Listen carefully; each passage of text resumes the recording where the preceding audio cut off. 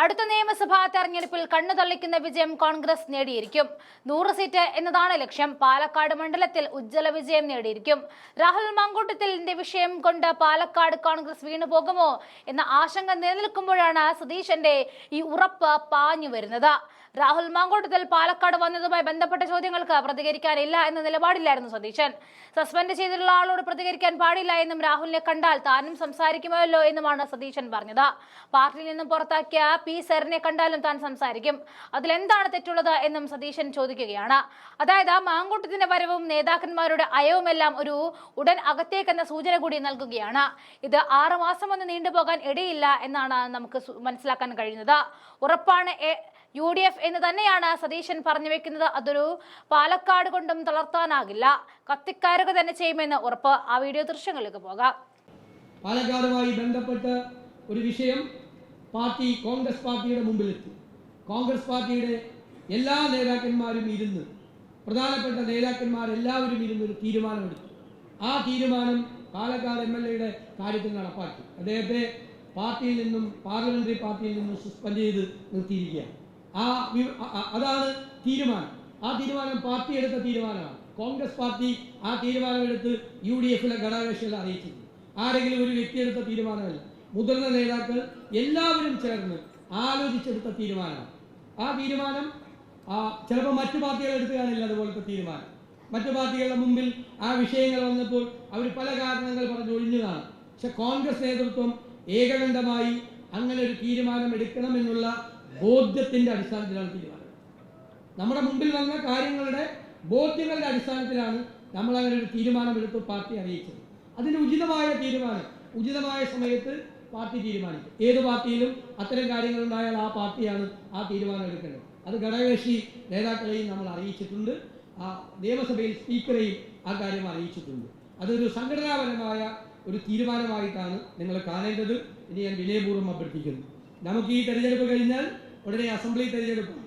അടുത്ത 2026-ൽ ഞാൻ നിങ്ങളോട് വാക്കു പറയുന്നു, 100-ലധികം സീറ്റുമായി UDF അധികാരത്തിലേക്ക് തിരിച്ചു വരും.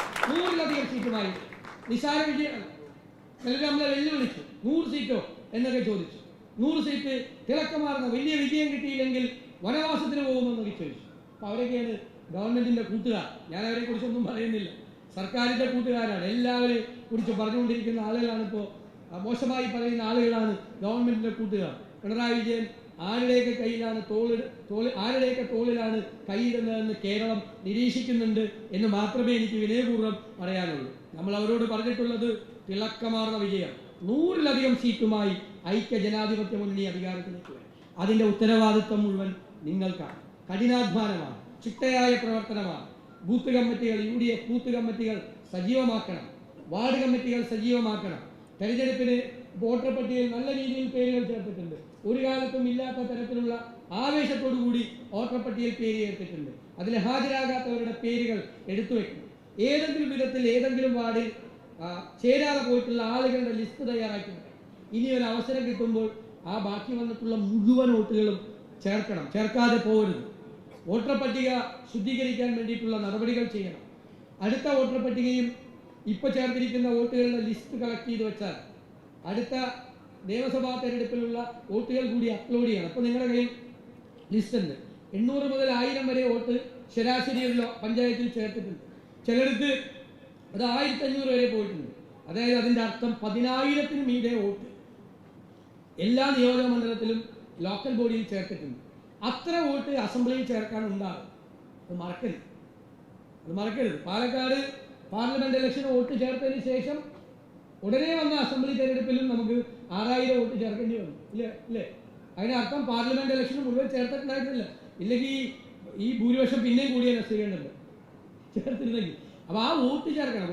എല്ലാ നിയോജക മണ്ഡലങ്ങളിലും വോട്ട് ചേർക്കണം. ഞാൻ പറയുന്നു, പാലക്കാട് ജില്ലയിൽ അത്ഭുതകരമായ, വിസ്മയകരമായ വിജയങ്ങൾ നമുക്കുണ്ടാവും. ഒരു സംശയമില്ല. നിങ്ങൾ പ്രതീക്ഷിക്കാത്ത സീറ്റുകൾ പോലും ഈ ജില്ലയിൽ ജയിക്കുന്ന ഒരു രാഷ്ട്രീയ സാഹചര്യം ഉണ്ട്. ഞാൻ എല്ലാ കാര്യങ്ങളും ഈ യോഗത്തിൽ തുറന്നു പറയാൻ കഴിയില്ല. നേതാക്കളോട് ഞങ്ങൾ സംസാരിക്കുന്നുണ്ട്, ആലോചിക്കുന്നുണ്ട്. നല്ല രീതിയിലുള്ള പ്രവർത്തനം നടത്തിയാൽ നല്ല പിന്തുണ എല്ലാ ഭാഗത്തു നിന്നും നമുക്കുണ്ടാകും. ഈ പ്രാവശ്യത്തെ തെരഞ്ഞെടുപ്പിൽ CPM-ൽ നിന്ന് CPM-ന്റെ സഹയാത്രികരിൽ നിന്ന് UDF-ന് അനുകൂലമായ വോട്ടുകൾ കിട്ടുമെന്ന യാതൊരു സംശയവും നിങ്ങൾക്ക്. നമ്മളെക്കാൾ കൂടുതൽ ആവേശത്തോടെ ഈ സർക്കാർ തുടരരുത് എന്ന് ആഗ്രഹിക്കുന്നത് ഈ നാട്ടിലെ നല്ല കമ്മ്യൂണിസ്റ്റുകാർ കുറേ പേരുണ്ടല്ലോ. നല്ല കമ്മ്യൂണിസ്റ്റുകാർ കുറേ പേരുണ്ടല്ലോ, നിങ്ങൾക്കറിയാമല്ലോ. പാലക്കാടുണ്ടല്ലോ നല്ല കമ്മ്യൂണിസ്റ്റുകാർ. അവരാഗ്രഹിക്കുന്നത് ഒരു കാരണവശാലും ഈ ഗവൺമെന്റ് അധികാരത്തിൽ വരരുന്നതാണ്. ഇടതുപക്ഷ സഹയാത്രികരായിരുന്ന ആളുകൾ, ബുദ്ധിജീവികളായിരുന്ന ആളുകൾ, സാംസ്കാരിക പരിസരത്ത് പ്രവർത്തിക്കുന്ന ആളുകൾ, അവരെല്ലാം കേരളത്തിന്റെ മനസ്സുപോലെ എല്ലാവരും ആഗ്രഹിക്കുന്നു ഇവർ അധികാരത്തിലേക്ക് തിരിച്ചു വരുന്നത്. അപ്പോൾ അതിനുവേണ്ടി നമുക്കാണ് അസൈൻമെന്റ്, നമുക്കാണ് നിയോഗം. അതിനുവേണ്ടി പ്രവർത്തിച്ച് കഠിനാധ്വാനം ചെയ്ത് അതാത് സ്ഥലങ്ങളിൽ മുഴുവൻ നേതാക്കന്മാർ അവരവരുടെ ബൂത്തുകളിൽ, അവരവരുടെ വാർഡുകളിൽ പ്രവർത്തനങ്ങൾക്ക് നേതൃത്വം കൊടുക്കുകയും അതാത് പഞ്ചായത്തുകളിൽ എല്ലാ സഹായവും ചെയ്തു കൊടുത്തുള്ള ഒരു കൂട്ടായ പ്രവർത്തനം ഈ തെരഞ്ഞെടുപ്പുകളിൽ ഉണ്ടാകണം എന്ന് ഞാൻ വിനയപൂർവ്വം അഭ്യർത്ഥിച്ചുകൊണ്ട് നിങ്ങൾക്കതിന് കഴിയും എന്ന ഉറച്ച വിശ്വാസത്തോടു കൂടി നിങ്ങളെ അതിൻ്റെ മുഴുവൻ ചുമതലയും പൂർണ്ണ വിശ്വാസത്തോടെ ഏൽപ്പിക്കട്ടെ. പൂർണ്ണ വിശ്വാസത്തോടെ ഏൽപ്പിച്ചുകൊണ്ട് അന്തിമമായ വിജയം നമ്മുടേതാണ്, അത് നമ്മുടേത് മാത്രമാക്കി മാറ്റണം എന്ന് ഞാൻ വിനയപൂർവ്വം അഭ്യർത്ഥിച്ചുകൊണ്ട് ഈ UDF കൺവെൻഷൻ ഉദ്ഘാടനം ചെയ്യുന്നതായി അറിയിക്കുന്നു.